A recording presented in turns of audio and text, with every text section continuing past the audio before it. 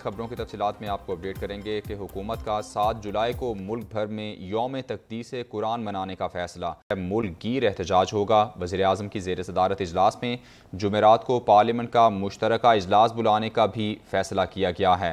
وزیر اعظم شہباز شریف کہتے ہیں کہ گمراہ ذہن اسلاموفوبیا کے مذموم ایجنڈے پر عمل پیرا ہیں۔ تفصیلات اس رپورٹ میں دیکھیے۔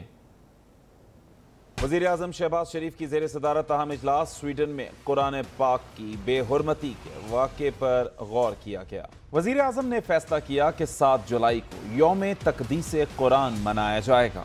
شہباز شریف کی تمام جماعتوں سمیت پوری قوم کو ملک گیر احتجاج میں شریک ہونے کی اپیل۔ وزیر اعظم نے جمعرات کو پارلیمنٹ کا مشترکہ اجلاس بلانے کا بھی فیصلہ کیا، جس میں سویڈن واقعے کے خلاف قومی لائحہ عمل مرتب کیا جائے گا۔ وزیر اعظم نے کہا کہ پارلیمنٹ کے فورم سے قوم کے جذبات اور احساسات کی بھرپور ترجمانی کی جائے گی۔ پارلیمنٹ کے مشترکہ اجلاس سے متفقہ قرارداد بھی منظور کرائیں گے۔ وزیر اعظم کا کہنا ہے کہ قرآن کریم کی عزت و حرمت ہمارے ایمان کا حصہ ہے، اس کے لیے ہم سب ایک ہیں۔ گمراہ ذہن اسلاموفوبیا کے مذموم ایجنڈے پر عمل پیرا ہیں۔ مذہب، مقدس ہستیوں، عقائد اور نظریات کو نشانہ بنانے والے ذہن دنیا کے امن کے لیے خطرہ ہیں۔ پرامن، متوازن اور بین المذاہب ہم آہنگی پر یقین رکھنے والی قوتیں مل کر ایسے رجحانات اور واقعات کے تدارک کے لیے کام کریں۔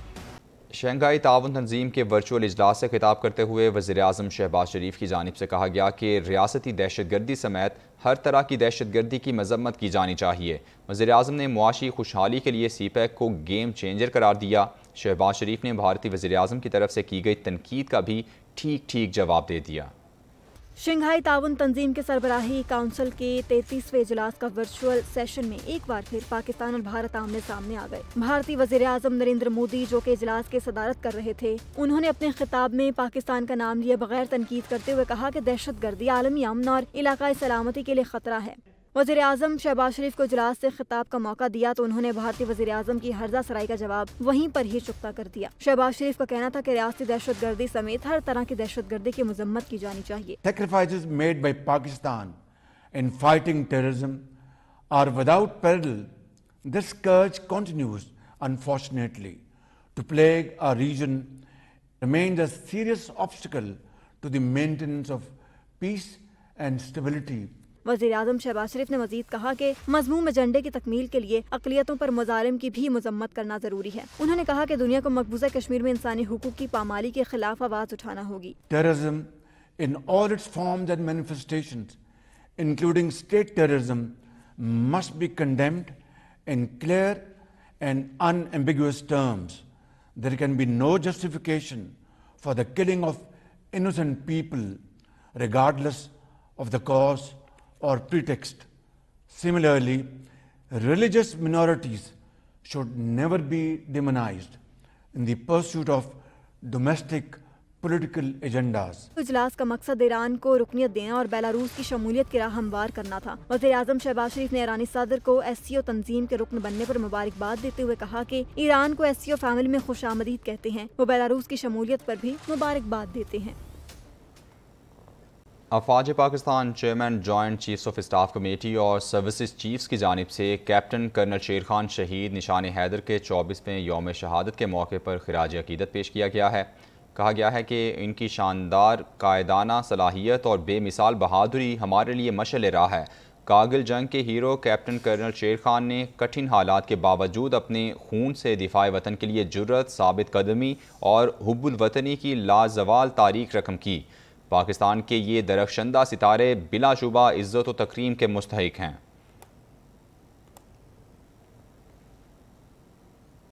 کھیلوں سے متعلق خبر یہ ہے کہ انٹرنیشنل کرکٹ کونسل کی اگلے ہفتے ہونے والی سالانہ میٹنگ میں ذکا اشرف اور سلمان نصیر پاکستان کی نمائندگی کریں گے۔ بورڈ نے اس سے متعلق اعلامیہ بھی جاری کر دیا ہے۔ پاکستان کرکٹ بورڈ کے جاری اعلامیہ کے مطابق ICC کا سالانہ اجلاس 9 سے 16 جولائی تک جنوبی افریقہ کے شہر ڈربن میں ہوگا۔ پاکستان کرکٹ بورڈ کے قائم مقام چیئرمین احمد شہزاد فاروق رانا نے ذکا اشرف اور سلمان نصیر کے ناموں کی منظوری دی ہے۔ CEO Pakistan cricket board Salman Nasir کے مطابق ذکا اشرف پاکستان کرکٹ بورڈ کے بورڈ آف گورنرز کے رکن ہیں، جس کی بنا پر وہ پاکستان کی نمائندگی کریں گے۔ پیپلز پارٹی خواتین ونگ کی صدر فریال تالپور ایک روزہ دورے پر درگاہ رہڑ کی صاحب آمد پیپلز پارٹی رہنما نثار کھوڑو، سید ناصر حسین شاہ، سردار محمد بخش خان مہر بھی فریال تالپور کے ہمراہ تھے۔ فریال تالپور نے درگاہ رہڑ کی صاحب کی گدی نشین سائیں سعد رام سے ملاقات کی۔ اس موقع پر ان کی جانب سے کہا گیا کہ پیپلز پارٹی کی حکومت ہمیشہ اقلیتوں کے حقوق کے تحفظ پر یقین رکھتی ہے، ان کے حقوق کے معاملے میں کسی قسم کی کوتاہی ناقابل قبول ہوگی۔ سائیں سعد رام نے درگاہ رہڑ کی صاحب آمد پر فریال تالپور کا شکریہ ادا کیا اور کہا کہ پیپلز پارٹی نے اقلیتی برادری بالخصوص ہندو برادری کے مسائل ترجیحی بنیادوں پر حل کیے۔ ان کی آمد سے پیپلز پارٹی پر اعتماد مزید مضبوط ہوا ہے۔ سردار خالد خان، جام اکرام دھاریجو، باری پتافی، مکیش چاولہ، گیان چند اسرانی نے بھی رہڑ کی صاحب درگاہ پر حاضری دی۔ تحریک انصاف کو ایک اور جھٹکا لگ گیا ہے۔ وزیر اعلیٰ گلگت بلتستان خالد خورشید کو جعلی ڈگری کیس میں عدالت نے نااہل قرار دے دیا ہے۔ الیکشن کمیشن نے نوٹیفیکیشن جاری کر دیا۔ دوسری جانب نون لیگ گلگت بلتستان میں حکومت سازی کے لیے متحرک ہو گئی ہے۔ آپ سے تعلق رکھنے والے وزیر اعلیٰ گلگت بلتستان خالد جعلی ڈگری پر نااہل ہو گئے۔ وزیر اعلیٰ جی بی کے خلاف جعلی ڈگری کیس میں نااہلی کے لیے چیف کورٹ میں کیس کی سماعت ہوئی۔ فریقین کے دلائل سننے کے بعد عدالت نے فیصلہ محفوظ سناتے ہوئے وزیر اعلیٰ گلگت بلتستان کو نااہل قرار دے دیا۔ چیف کورٹ کے 3 ججز پر مشتمل بینچ نے متفقہ فیصلہ سنایا۔ پیپلز پارٹی کے رکن G B assembly Ghulam Shahzad آغا نے درخواست دائر کی تھی۔ انہوں نے موقف اپنایا تھا کہ وزیر اعلیٰ گلگت بلتستان کی جمع کرائی گئی ڈگری کی لندن یونیورسٹی سے تصدیق نہیں ہوئی۔ فیصلہ آنے کے فوری بعد وزیر اعلیٰ کے خلاف اسمبلی سیکریٹریٹ میں تحریک عدم اعتماد جمع کرا دی گئی۔ ذرائع نے بتایا کہ وزیر اعلیٰ کی جانب سے جی بی اسمبلی کو تحلیل کرنے کی ممکنہ منصوبے کو ناکام بنانے کے لیے اپوزیشن ارکان نے تحریک عدم اعتماد جمع کرائی۔ ملک میں غیر ملکی سرمایہ کاری کے فروغ کے لیے بنائی گئی اسپیشل انویسٹمنٹ فیسیلیٹیشن کونسل کی ایپیکس کمیٹی کا اجلاس آج طلب کر لیا گیا ہے۔ ذرائع کے مطابق وزیر اعظم شہباز شریف ایپیکس کمیٹی کے اجلاس کی صدارت کریں گے۔ ایپیکس کمیٹی میں army chief general Syed Asim Munir بھی شامل ہیں۔ اجلاس میں 4 وزرائے اعلیٰ اور وفاقی وزراء بھی شرکت کریں گے۔ اجلاس میں ایپیکس کمیٹی کونسل کے قیام کے بعد اٹھائے گئے اقدامات کا جائزہ لیا جائے گا۔ ذرائع کے مطابق رواں ماہ بیرون ممالک سے سرمایہ کاری کے لیے وفود کی آمد کا امکان ہے۔ وفود کی آمد اور سہولت کاری کے لیے ایپیکس کمیٹی لاہ عمل کی منظوری دے گی۔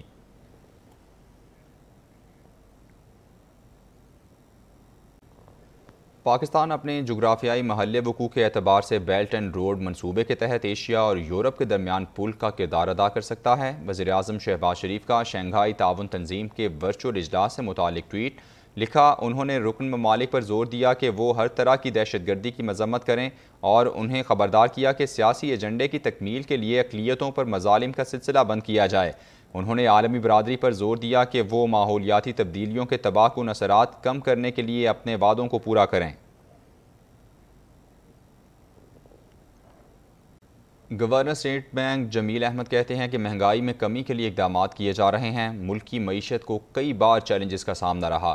مستقل معاشی ترقی پر ہماری توجہ مرکوز ہے۔ بیرونی قرضوں کی ادائیگی اور افراط زر بڑے چیلنجز ہیں۔ مزید تفصیلات اس رپورٹ میں دیکھیے۔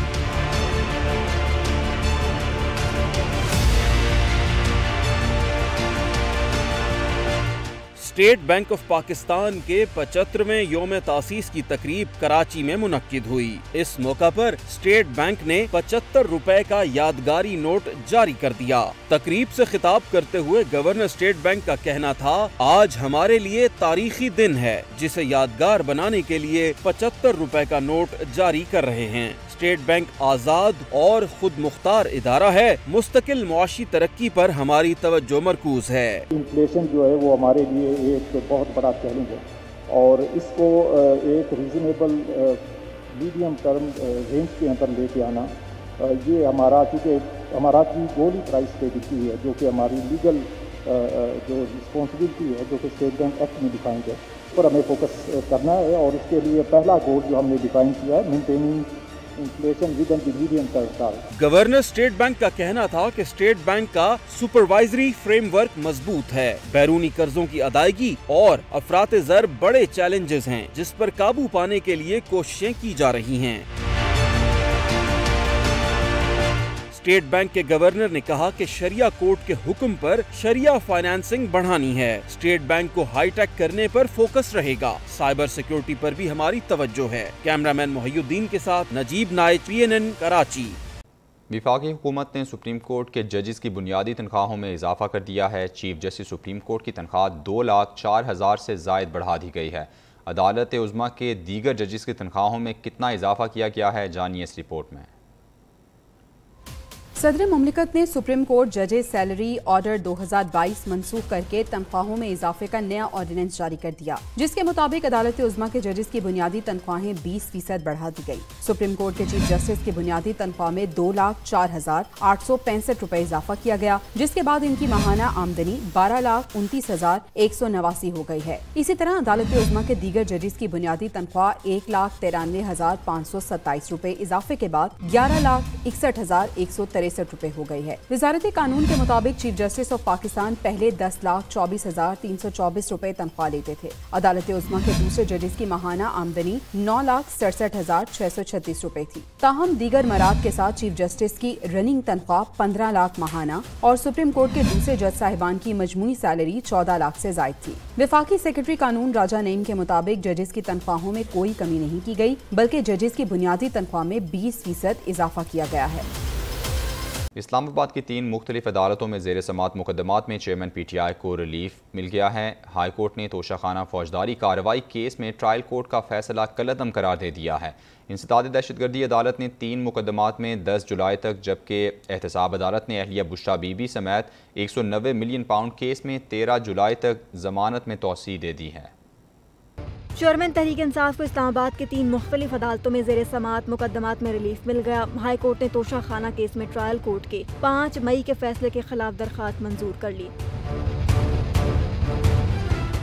इस्लामाबाद हाई कोर्ट के चीफ जस्टिस आमिर फारूक ने चेयरमैन PTI की दरखास्त पर महफूज फैसला सुना दिया। अदालत ने तोशाखाना फौजदारी कार्रवाई केस में ट्रायल कोर्ट को 7 रोज में दोबारा फैसला करने का हुक्म दे दिया। इस्लामाबाद हाई कोर्ट ने चेयरमैन PTI के 14 रोज के लिए हिफाजती जमानत मंजूर कर ली और पुलिस को गिरफ्तारी से रोक दिया।